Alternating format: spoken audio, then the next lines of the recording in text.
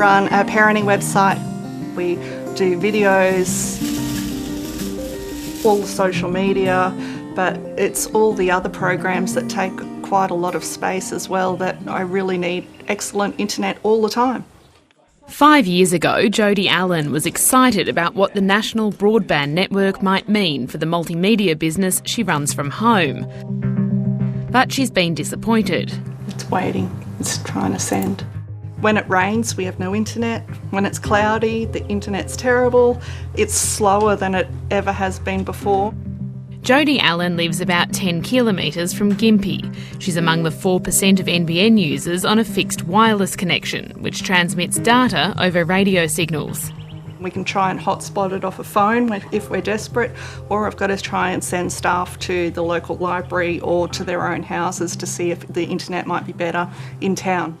NBN Co says Jodie Allen's fixed wireless service is working and no faults have been reported in 2 years. Jodie says she'd like to hire more staff but feels like she can't because her internet is unreliable. It's not good enough. Especially if you're trying to do education from home or telehealth. People in the fixed wireless footprint are having real problems today. Labor's original NBN plan was to connect 90% of properties with fibre to the premises, plus some wireless and satellite. They expected it to cost about $44 billion. After the coalition came to power, it opted for a patchwork of fibre technologies, wireless and satellite, saying Labor had underestimated costs and their plan would be cheaper at about $41 billion. So far, the NBN rollout has cost more than $50 billion. If we'd stuck with Labor's plan, then only less, in fact, than 60% of all premises would have been connected when the pandemic hit.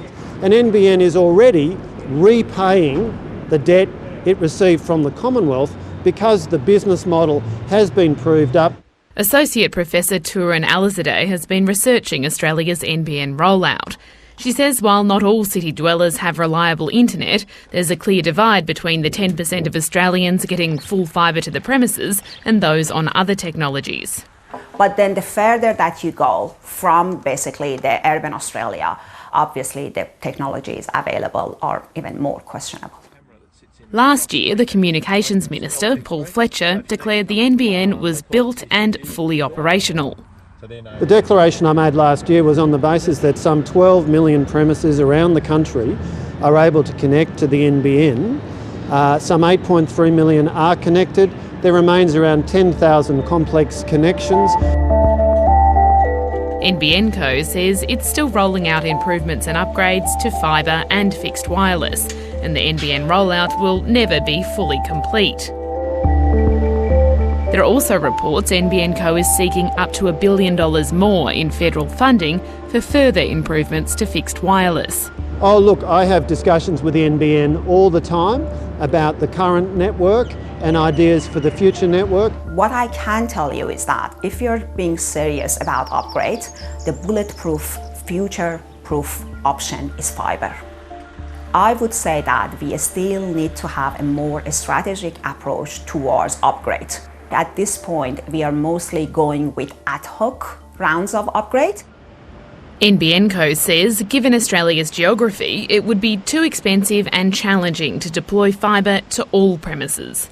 The company is exploring 5G technology as a way to enhance fixed wireless, but says the network is providing high-speed, secure broadband in regional Australia. What we needed to do was do it right, do it once, do it with fibre. There's no pledge on fixed wireless at this stage, but Labor is seeking to make broadband an election issue with a $2.4 billion promise to upgrade copper connections to fibre.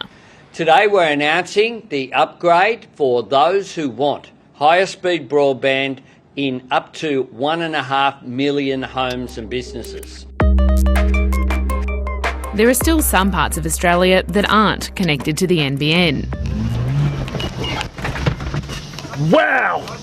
Oh, the adrenaline's absolutely smashing me at the moment.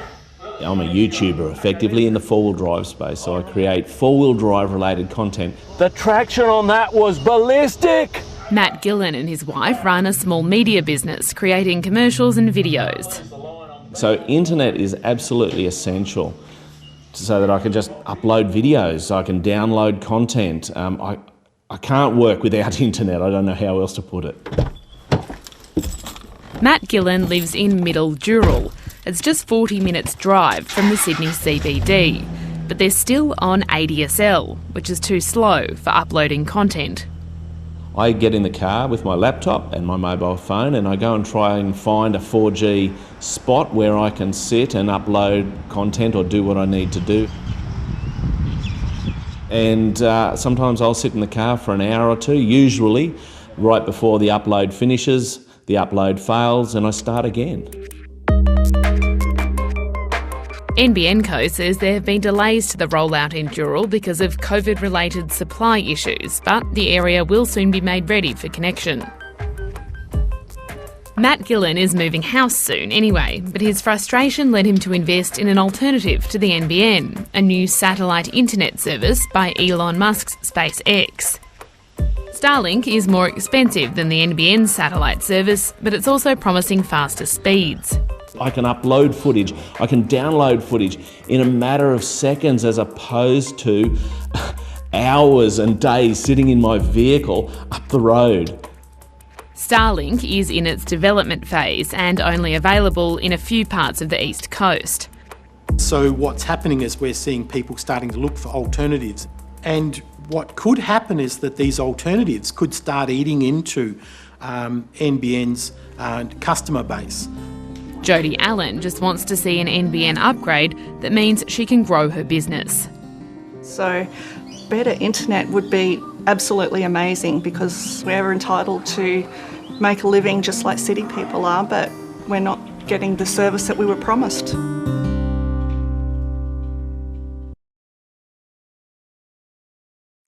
Hi, I'm Lee Sales. Thanks for watching this story. If you'd like to watch more of 730's stories, they are on the left of your screen.